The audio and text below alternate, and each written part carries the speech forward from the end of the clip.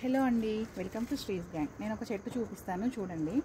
ఇదిగోండి, ఇది మందారం చెట్టు. మందారం చెట్టు లోపల ఇది వచ్చిందనమాట. అయితే ఇవి చాలా వచ్చినాయి, నేను పీకేసాను. ఏం చెట్లు నాకు తెలియక.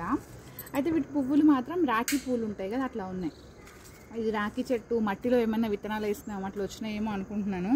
ఈరోజు మార్నింగే నాకు కనిపించిందండి. ఇది ప్యాషన్ ఫ్రూట్ చెట్టు అండి. ఇదిగోండి, ప్యాషన్ ఫ్రూట్ ఉంటుంది కదా, ఆ చెట్టు అనమాట. నేనైతే ఎంత షాక్ అయిపోయానంటే అంత షాక్ అయ్యాను. ఇది నేను పెట్టిన చెట్టు కాదు.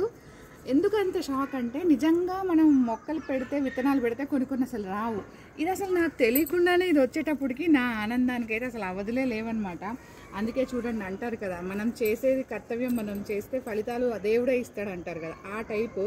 నేను ఇంట్లో పీలంతా తీసుకొచ్చి మొత్తం చెట్లకు వేస్తూ ఉంటాను. ఏమి చెట్లకు మాత్రమే బలం రావాలని చెప్పి.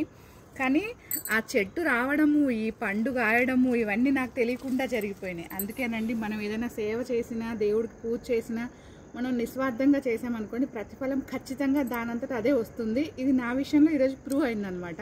నేను అందరికీ అదే చెప్తున్నాను. మనం చేస్తుంటే ప్రతి ఒక్కటి ఏదో రావాలి అట్లా అని చెప్పి చేయకుండా మనం చేసుకుంటూ పోతే ఫలితం ఖచ్చితంగా ఒక రోజుకి వస్తుందండి. దానికి ఇది నిదర్శనం అనమాట. ఈ వీడియో కనుక మీకు నచ్చితే లైక్ చేయండి. Thank you.